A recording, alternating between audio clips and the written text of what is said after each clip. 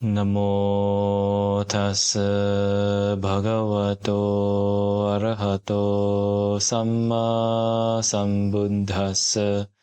Namo tassa bhagavato arahato samma sambuddhassa. Namo tassa bhagavato arahato Samma Sambuddhassa. So today we shall continue with our explanation on the Proper Wandering Sutta. Okay. So the last talk, we talk until verse 369. One who has no more anusaya, no latent tendencies at all, whose unwholesome roots have been uprooted, who is wishless without expectation, he will properly wander in the world. Okay. Then let us go to paragraph number 370. Okay. One with influxes destroyed. Influxes means asava. Asava means taints, impurities. Okay, impurities like that. So one with influxes destroyed. One with influxes destroyed, with conceit abundant, who has transcended the entire pathway of lust, tamed, quenched, inwardly firm, he would properly wander in the world. Okay. So one with influxes destroyed. So what are influxes? Influxes in Pali we call asava. Asava means intoxicants, corruptions, or most people translate it as taints. Okay. We will go on to explain what are the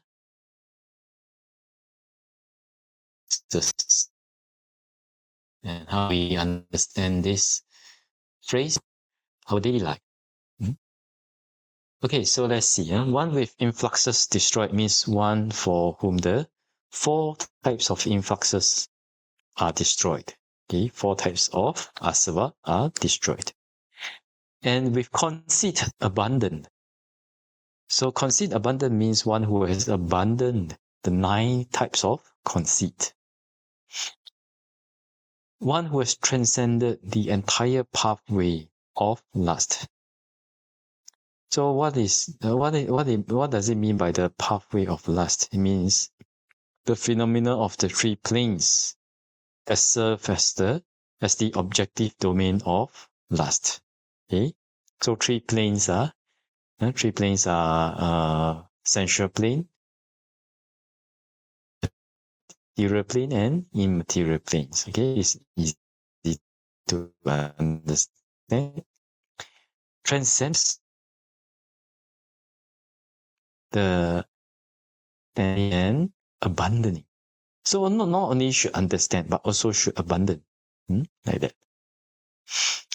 So tamed means having discarded all misconduct through the doors, the 5 doors, etc. And he has reached the stage of the tamed by is a noble person. Okay, attained noble path and fruition. And then inwardly quenched. Quenched means become cool by the subsiding of the fires of defilements, like that. So this means that if he has destroyed all his pains, and he has abandoned all his conceit, and who has transcended the 3, the rebirth in the 3 worlds, the craving for the 3 planes, and he himself is inwardly tame. He has abandoned all misconduct through the doors, through the senses, And also is cooled by the subsiding of the fires of defilements, and inwardly firm. This kind of people is one who would properly wander in the world. Okay? So let us see. One with influxes destroyed. So what are influxes? We can do a little bit of explanation here. Asava. Asava means things. There are 4 types of asavas. First is ditthasava, the taint of views. Kammasava. Kammasava means the taints of sensual pleasures. Bhavasava means the taint for existence. And ajivasava means the taint of ignorance. Okay. So what are they? What are they? Let us see. Ditthasava. Ditthasava means the craving or attachment to wrong views. Okay. So what are wrong views? There are 62 types of wrong views, as explained in the Brahmajala Sutta. They contain views like a nihilist view, nihilism view, fatalism view, eternalism view, etc. Okay.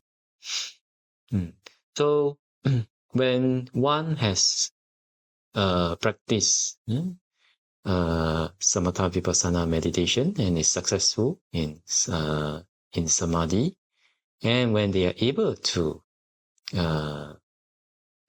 observe, to discern ultimate materiality, mentality, and their causes, and understand their natural characteristic of impermanence, suffering, and non-self. And through all these purifications, automatically it leads to the purification of this taint of views. Because you want to see, whether this view is correct or not. It's just observe and really verify it with the practice that the Buddha taught, right? Like that.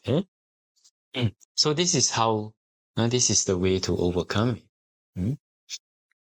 And kammasava, the next kammasava is the taint of sensual pleasures, the craving for sensual pleasures. The craving for indulging in sensual pleasures for the 5 senses leads to one being jailed or being a slave of this taint of sensual pleasures. And each person will have their specific cravings. Some people, they like music more than food. Some people live their life eating. They live to eat, not eat to live. Like that. And some people, they like reading, so they can read the whole day without eating also.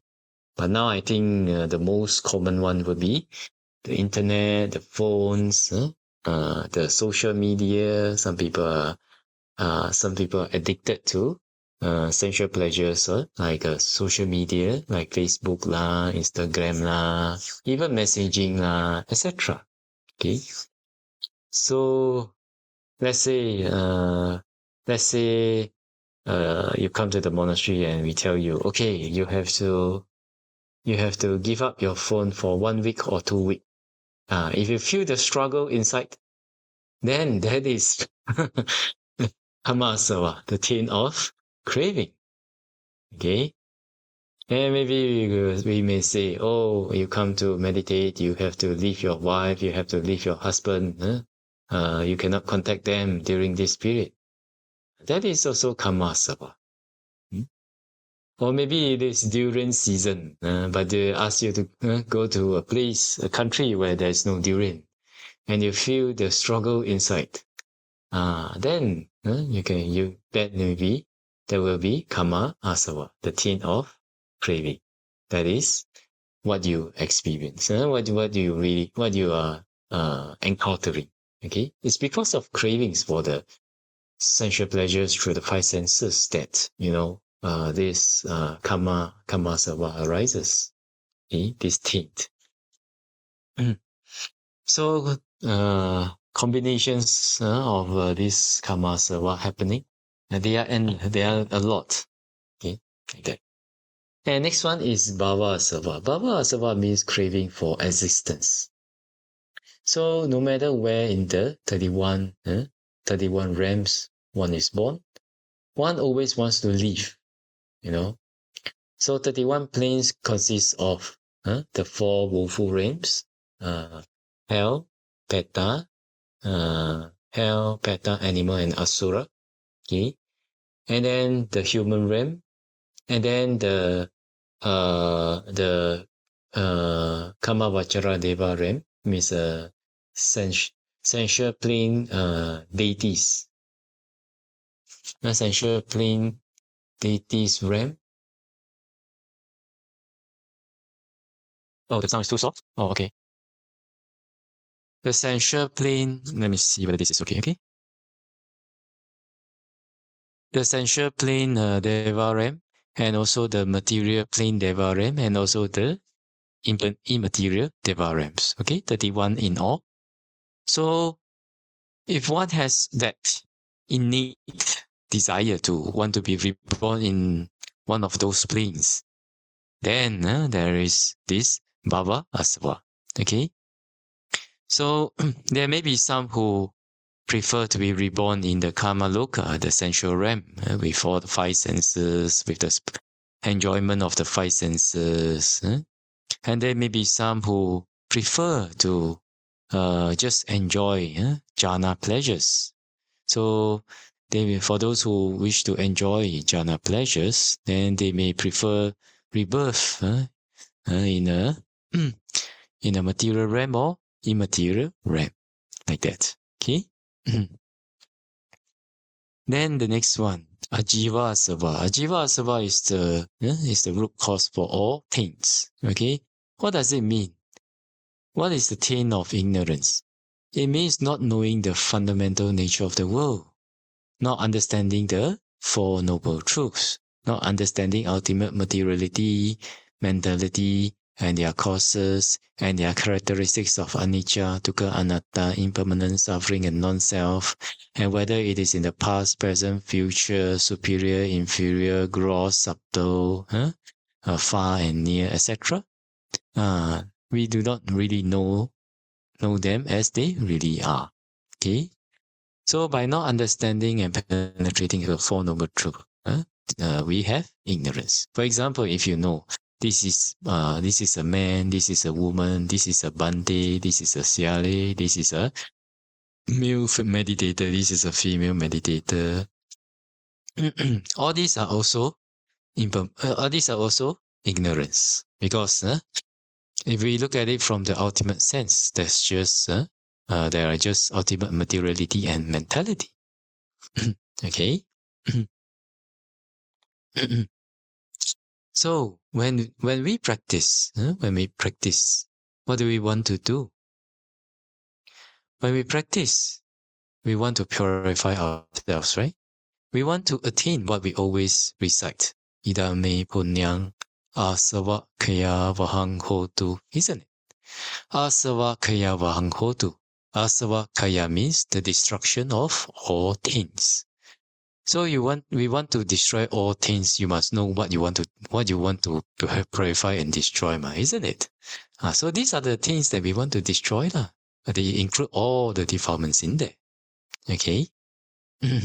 So if one has attained Sotapanna, the first stage of enlightenment, there will be removal of Tita Asava. Okay, to a certain like that. Okay, then at the second stage, Sakadagami stage, Kama Asava is lessened and totally removed at the Anagami stage, the third stage of enlightenment. Okay, and the other two, Okay, the other two will be gradually reduced from at each stage, beginning from Sotapanna, and all the attains will be totally purified only at the Arahant stage. Okay. Then there will be no more latent tendencies, no more anusaya when one has attained arahantship. Like that. So that's why when we read about this, then we can cultivate a lot of not just understanding, we can use the knowledge to motivate ourselves. Some people, when they practice, and they say, "Oh, one day I have no motivation. One day no motivation. I must talk to my teacher before I can find motivation." Then then if your teacher go into retreat, how? Right? So as a meditator, we should always be mindful of the sufferings of these things, especially karma asava. For karma asava, for the craving of sensual pleasures, it's easier to understand and feel the pain, the suffering of it. Why? Because when you do not get what you crave for, then you suffer, isn't it? When what you crave for or attach to changes, then we will suffer when we have attachment to it, isn't it? So whenever we encounter sufferings, okay, whenever we encounter sufferings in life, it is a good habit to cultivate. By what? By reflecting that, oh, it is because I have not attained the total eradication or the total I have not totally destroyed all the things, all my defilements. That's why I'm still suffering. Meditation very hard. I'm suffering. Why? It's not because of meditation. Totally, it's because most of it, 90%, except for bodily pain, 90% is because of our mind, our attitude, our attitude, whether it has wise attention or has unwise attention.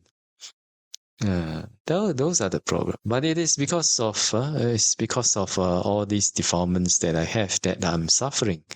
May I be able to attain Nibbana as soon as possible. Hopefully, without craving. Without craving. You cannot use. You cannot always use strength to force it through. Okay. Usually we encourage people to relax, be gentle. But if you're going to kill somebody, very strong urge and defilement arises to kill somebody, then it's better to use force, clench your teeth and restrain yourself. But other than that, if there's nothing very serious defilements going on, well, of course defilements are all serious, but maybe the defilements they are not so serious that they may cause you to be placed in jail They may cause you to break down from depression and all that If you are just meditating, living your meditation life like that,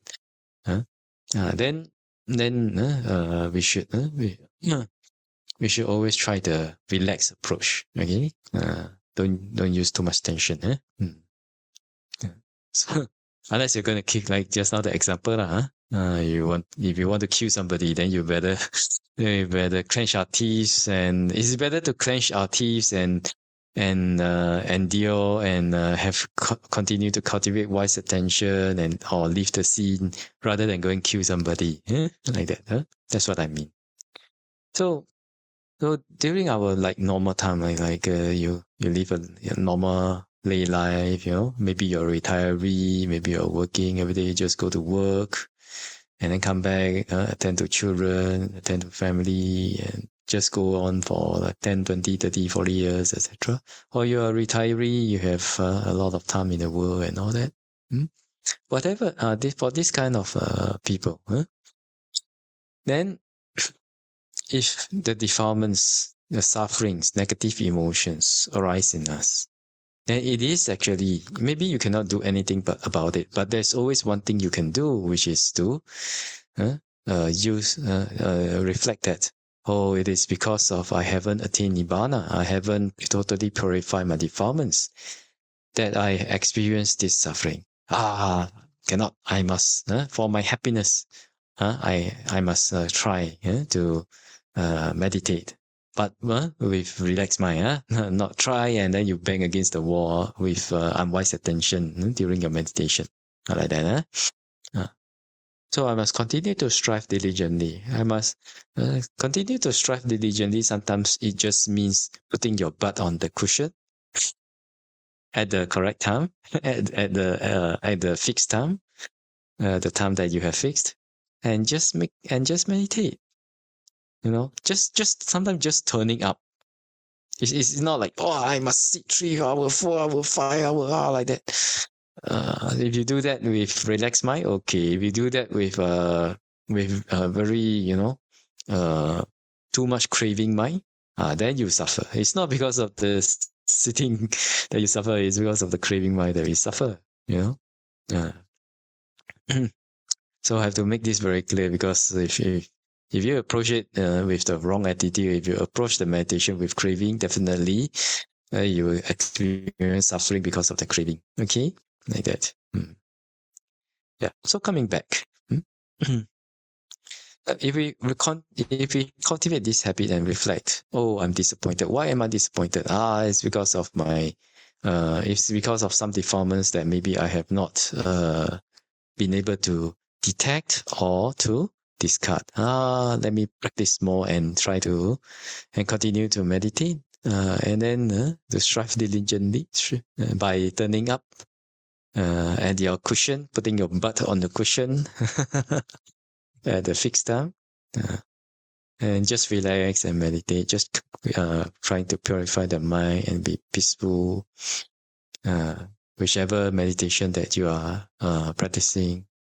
Then your meditation will have a lot of strength, and it also always reminds us that the very important, the most important principle of meditation is purification.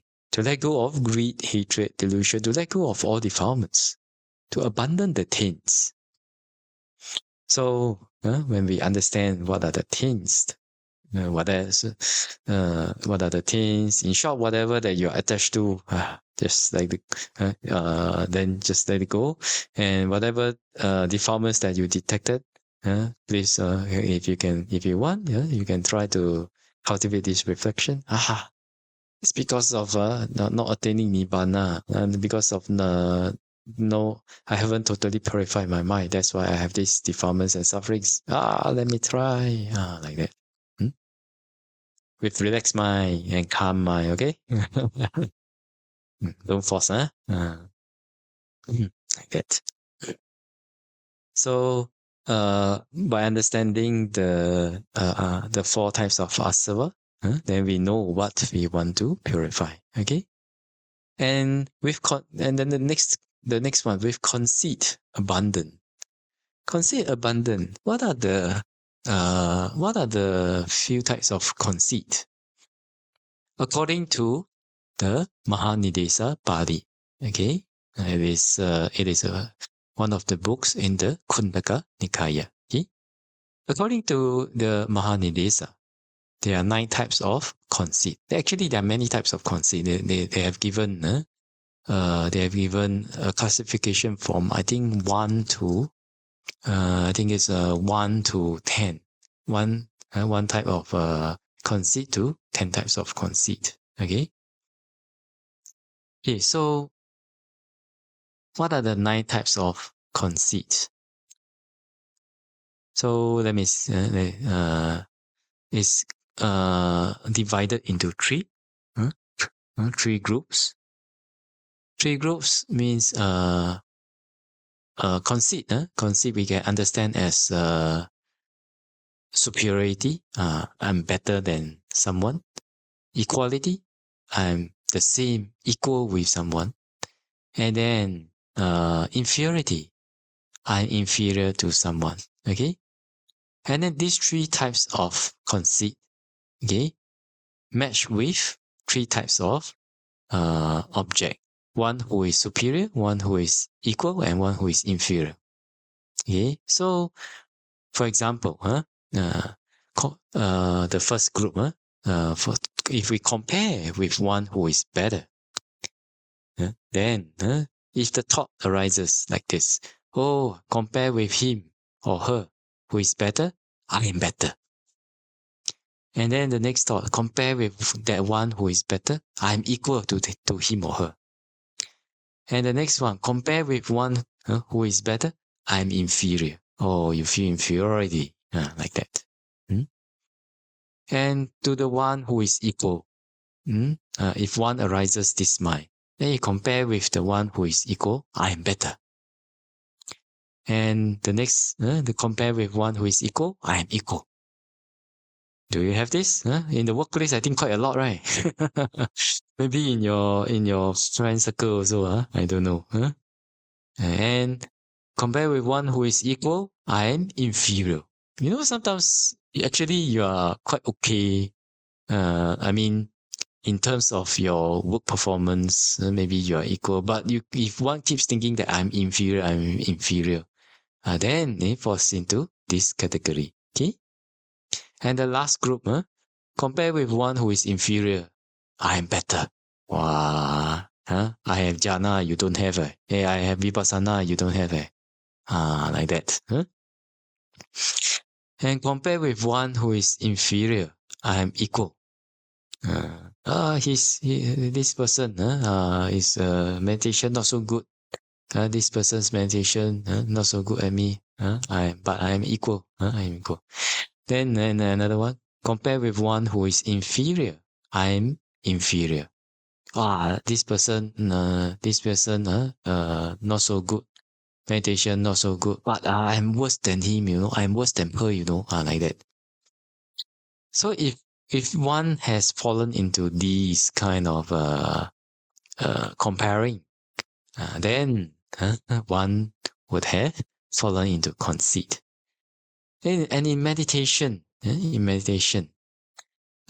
we practice, it is good not to compare yourself with others, You see, compare with one who is better, I'm inferior. For example, this is pretty common.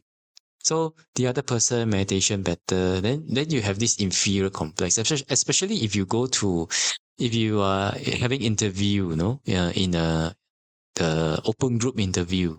So people will just report what they are practicing. So there is this art of knowing how to have wise attention during interview, so that we do not get depressed because of other people's good achievements, I'll explain that in a while. So in some monasteries, they have this open interview, where everyone just report their meditation experience. Okay. Then for some who are better, then if you arise, they got fourth jhana, never mind, I will be better than them. Then we have fallen into unwise attention. If someone who has attained fourth jhana and then or vipassana, then you think, no, I'm equal than him or her. I know how to do this also. I know how to do work also. He only have the purification but do other thing I also equal. You see.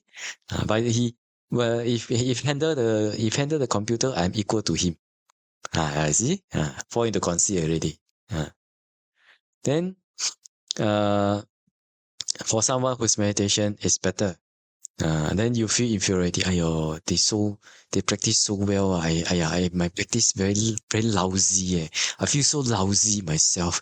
I have meditated for 5 years, 10 years, 20 years, 30 years.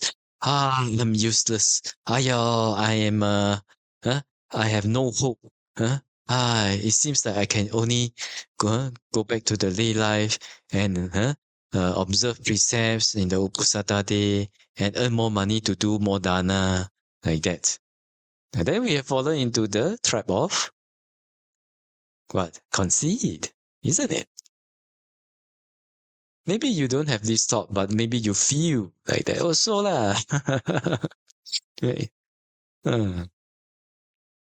Then for those who are equal, maybe your friend here, your fellow meditator, they may practice until the fourth jhana, and then you also practice until fourth jhana. Then you feel, I'm also equal lah. I mean, you 输你 lah, you know. I never lose to you lah. It's all that about winning and losing. We are meditators, not like a competition like that. But these thoughts may arise, you know.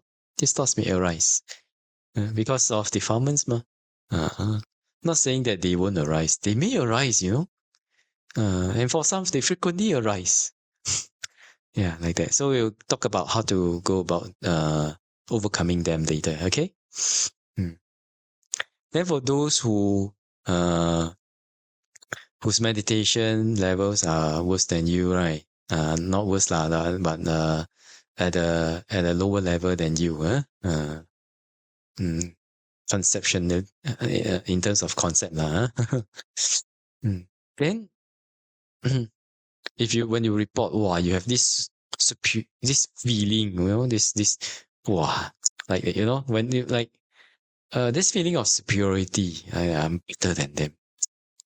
You know, you got fourth jhana, I got arupa jhana I got the arupa jhana like that. Then one will have fallen into conceit regarding those who are inferior. And for those who have very inferior complex, then even though they may practice better than others, but they will always say, you know, oh, I'm still very, very stupid, I'm very poor, like that. So in a meditation interview, okay, session, these thoughts may arise. These feelings, you know, may arise during the interview session. Okay.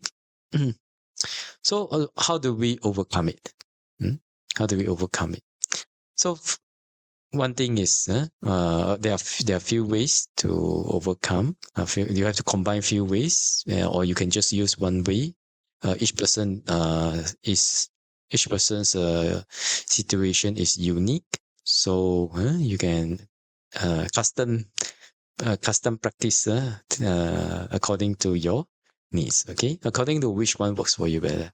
I'll just say whatever that comes to mind. Those that are helpful. Okay. So one is the contemplation of cause and conditions. The contemplation, in Chinese we call 因缘想. So by the contemplation of cause and conditions, we understand that, you know, if people experience fourth jhana, it's because the different factors are in place for them to experience fourth jhana. Then sadhu, when the factors are not there anymore, maybe they practice until arupa jhana, or maybe they have to go back to work and cannot meditate anymore. Then the conditions change, and then the phenomena also change.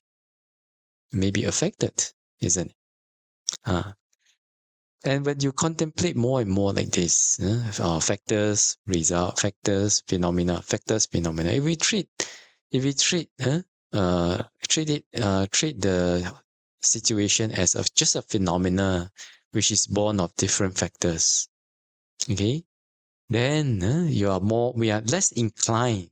We are slowly changing how we see this world. we are shifting our values and perception of the world to a more Dhamma view of the world, one that is more inclined with Dhamma. Okay, so by understanding that these things happen because of different factors, and when different factors change, they just change. When factors arise, phenomena arise. When factors perish, phenomena perish. So when we contemplate like that, then gradually we will be able to you find that after a few years of practice, few years, years, YEARS, years, maybe, for people, then gradually you will be less attached to you, me, I, right, wrong, fair, unfair, should not, all these things. And when you cultivate that kind of a perception, and you look at the world, you are looking at the world from a very different perspective, a more detached, a very detached perspective. Once that helps you to detach from the ignorance of you, me, I. You just or just nama rupa, or just materiality and mentality, different causes results in different conditions. When causes are there, phenomenon that is there. When causes perish, phenomena perish, like that. So when we contemplate that, then you find that your attachment, your grasping on to you, me, I, right, wrong, fair, unfair, should not, gradually that grip gets loosened. Okay, but this is just contemplation level. If you want the meditation level wisdom, bhavana mayapanya, we have to cultivate samadhi and ultimately practice vipassana. But even at contemplation level, also very helpful already. So if all are just cause and conditions, then what is there to be proud about? Have we asked ourselves like that? If all are just cause and condition, what's there to be proud about? Even you practice maybe 32 parts of body, like head hair, body hair, nails, teeth, skin. Then you have all the different organs, all the different parts in the body. Then sometimes when this arises, okay, when this kind of inferiority complex, equality complex, or inferiority complex, or any kind of comparing that makes you uncomfortable, then when we think, hey, we are all just 32 parts of body, leh? So your lung is what? Made of gold one. Your lung made of gold, their lung made of silver. Your intestines made of gold one. Their intestine made of silver, man. No, right? So hey, just like that only, why we get trapped in concepts? Then you can let go of the attachment, of the grip, like that. So, contemplate the contemplation about cause and conditions. If we practice it frequently, diligently, very oftenly, then even at the contemplation level, we can let go of a lot of the attachment to all this conceit. And also it helps us to overcome a lot of very gross pains during the practice. Okay, like that. And second one is of course I just mentioned. If we contemplate 32 parts of body, you say these are just we are those 32 parts of body and impermanent suffering non-self. What's there to be proud about? What is there to be inferior about? Just 32 parts of body, cause and conditions. So their cause and conditions are fulfilled, so they have the so they have experience a good meditation, like that lah. So for me, why I want to compare, right? No need to compare. I just work on the causes, then the conditions will come by itself, isn't it? It's like I just listened to one podcast. They talk about habits. So when you want something, when you want something, but you are not living the lifestyle that helps you to get that thing, then of course you will not get the goal. Of course you will not achieve the goal. For example, you want to be a CEO, but you want to every day just lie down in a couch and play games. How to get? You're not living the lifestyle of a CEO. So how will you become a CEO? Isn't it? So that's why when we want to let go of this this inclination to conceit, we should always ask ourselves, hey, what are the cause and conditions? Am I working on the causes? Am I living the lifestyle that is, and the attitude that is helping me to develop and to experience this kind of a peace and purification? If your lifestyle and your attitude and your diligence is not there, of course you will not experience, isn't it? So just work on the lifestyle, the attitude, the emphasis on purification, not the superior, inferior, or equality complex. That will be more simple, isn't it? Like that, And another way to, which I use quite a lot, another way that to help us to be free from the sufferings of conceit at this moment, before you attain noble path and fruition. One good practice is, since we understand that comparing whether it's superior, inferior, or equality, it's very much leads to conceit and is a cause of suffering. So whenever it arises, this comparing mind, I'm better, I'm worse, I'm inferior. So whenever there's comparison, then we always be very mindful of that. And we understand that, if I believe this, then I will suffer. We take these thoughts as suffering thoughts, okay? Causes of sufferings. So if you want, you can reflect on how these thoughts give us suffering.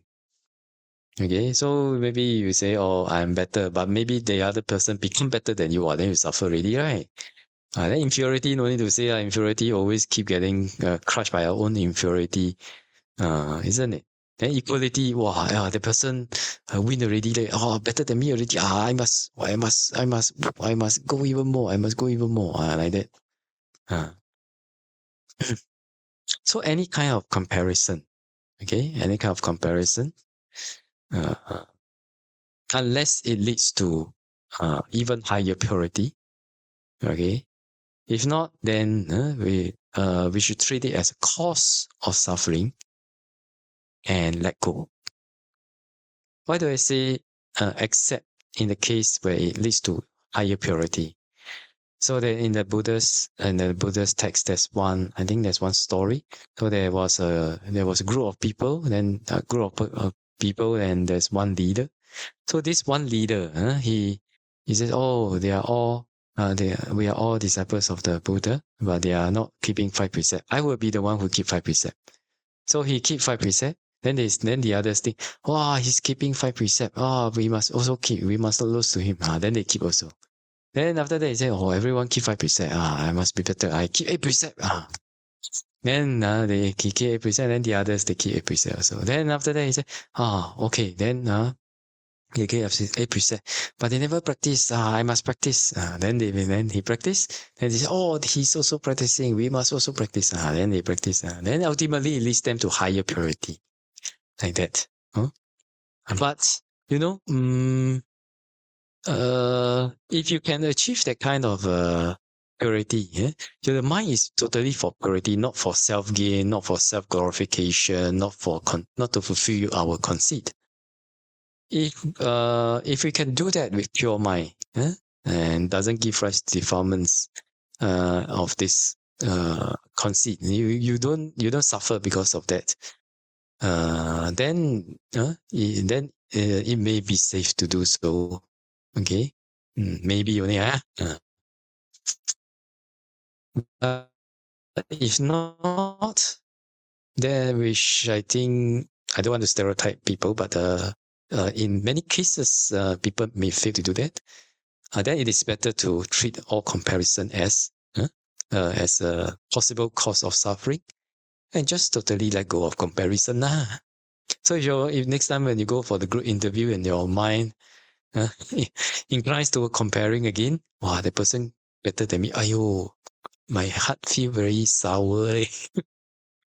Then you know that conceit is the conceit is torturing you already. Then at that moment you must maintain wise attention and say, hey, why I compare? Never mind lah. They are better than me, sadhu lor, like that. Then they are equal than me. Wow, may they experience better than me lor. Then for those who are inferior, may they be able to experience the pure Dhamma.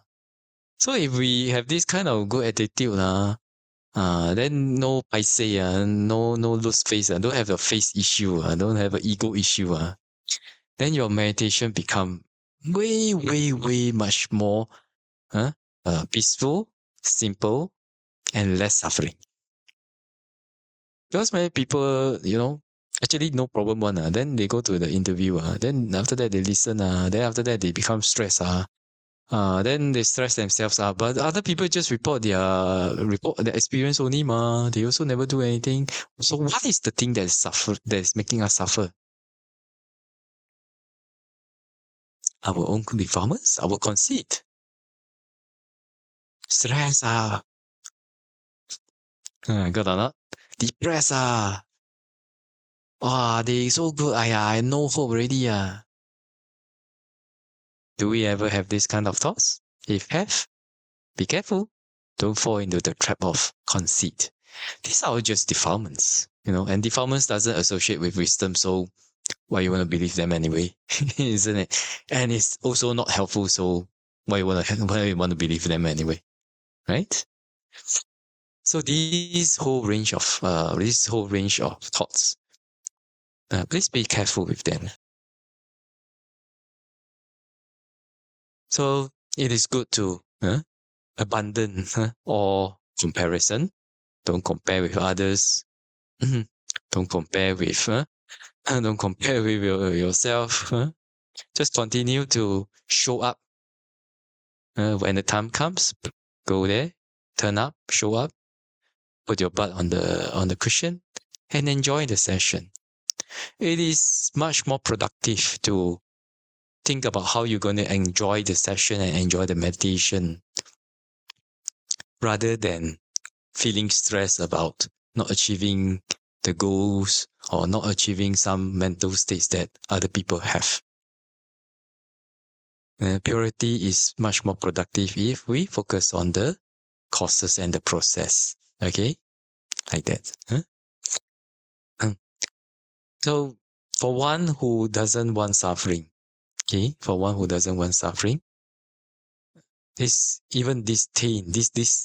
thought or this feeling of conceit, superiority, inferiority, equality, is dangerous also. So, but don't suppress them, okay? If they arise, just have wise attention and say, causes of suffering? I don't want to believe you. You can arise and perish. I don't want to believe you too much. You make me suffer. I'm very suffering. You can arise and perish. Okay. If we have these kinds of wise attention and repeat them, continue to repeat them whenever they arise, repeat them for 100,000 million times, then at this stage where we practice, there will be less obstacles that from ourselves. Okay? Like that. So today, I think we just have we will just explain we are able to just explain one stanza today. But I think this is this one stanza is also very important about conceit. And don't try to suppress conceit, the feeling of conceit also. We are not arahants, definitely. Conceit may arise sometimes or frequently. But as long as we do not indulge in them, they arise, you just have voice attention. Hello, cause of suffering. I don't want to believe you. You can do whatever you want, but I'm not going to follow you. You just be there. I'm not going to proliferate. But sayonara. May you be well and happy.